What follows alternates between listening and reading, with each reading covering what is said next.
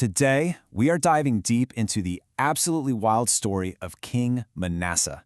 Now, this is a story about a king who reigned for over half a century, had this unbelievable change of heart, and yet his story teaches us this really surprising lesson about why even the biggest, most powerful spiritual revivals can, well, sometimes go completely wrong. I know what you're thinking. Dangerous? How can a revival be dangerous? Aren't they supposed to be, a good thing?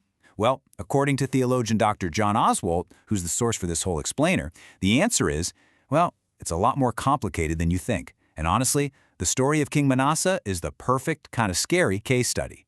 So let me introduce you to Manasseh, king of Judah. His time on the throne was so incredibly corrupt that it basically set his entire nation on a collision course with total destruction. But here's the really wild part.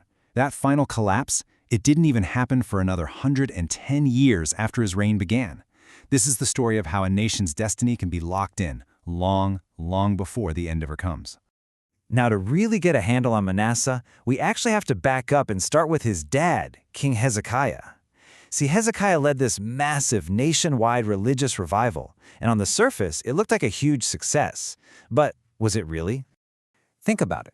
The fact that Manasseh could take the throne right after his father and just completely undo everything, that tells you something really, really important. It means the revival, for all its fire and passion, didn't actually create any deep, lasting change in the character of the people. It was more like a temporary fix, just a blip on the screen. And hey, this isn't just some one-off thing that happened thousands of years ago. Dr. Oswalt points out this pattern all through history. You look at the Great Welsh Revival of 1905, it was so emotionally supercharged that it was followed by this massive spiritual burnout. Or check out upstate New York. It got nicknamed the burned-over area for the exact same reason. The warning here is pretty clear. When you have all this emotion that isn't followed up by real, solid character change, it can actually do more harm than good. And that brings us right back to Manasseh. After his father's kind of superficial revival fizzled out, he didn't just mess things up a little bit. No, he systematically forged a brand new evil identity for the entire nation. It's almost like he was casting its future in stone, using a very particular tool. Okay, so in a factory, a die is basically a mold. You pour molten hot metal into it, and once that metal cools down, the shape is set. It is permanent. You can't change it. And Dr. Oswalt argues that Manasseh's entire reign was the die that set the unchangeable, unfixable shape of Judah's future. And get this, he had a staggering amount of time to do it, 52 years. I mean, just let that sink in for a second. For over half a century, he was pouring the nation's character into this new corrupt mold. Can you imagine the impact? You're talking about 2 full generations of people who were born and raised under 5 decades of consistent government-sponsored evil. And we are not talking about minor mistakes here. This was a systematic takedown of his country's values. He rebuilt pagan shrines. He put up altars to foreign gods inside the main temple. He got into divination and witchcraft, and in what is just the most horrific act of all, he sacrificed his own son in a fire ritual. The text actually compares him to the Amorites. Those were the original people living in the land who were driven out because their practices were so wicked. But here's the stunning conclusion. Manasseh was worse than them. He didn't just sin, he literally dragged the nation backwards to a state that was more corrupt than it was at the very beginning. So all of this leaves this one huge question hanging over these 52 years of horror. And it's a question that is frankly incredibly relevant for us today. I mean, seriously, how does a leader get away with all of that for over half a century?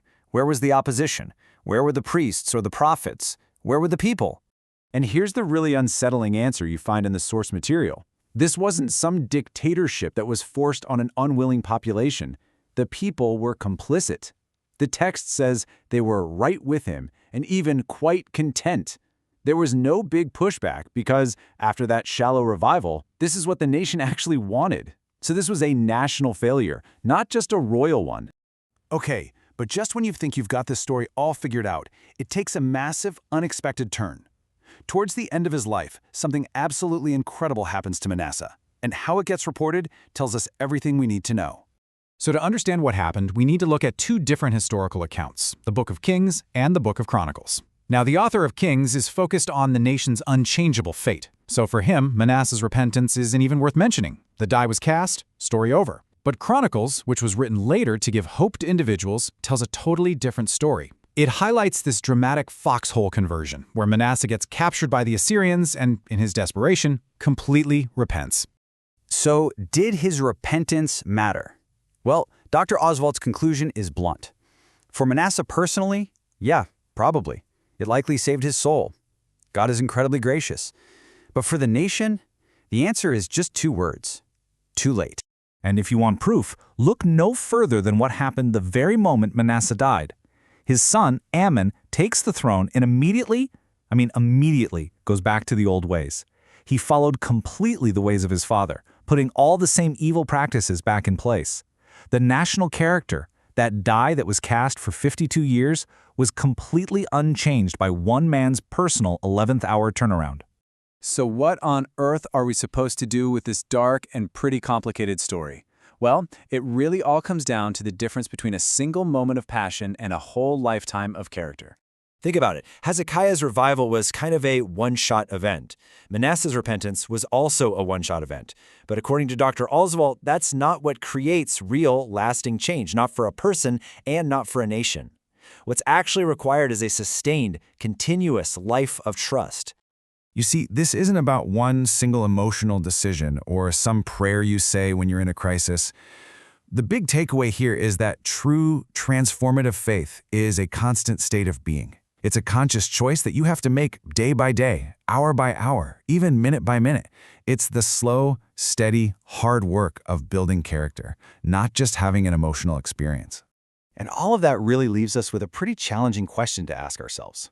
When we look at our own lives, our own communities, even our own nations, have we maybe settled for these powerful moments and emotional highs? Or are we actually committed to the deeper, harder, but ultimately more meaningful work of building a genuine, sustained way of life? The story of Manasseh seems to suggest that pretty much everything depends on our answer.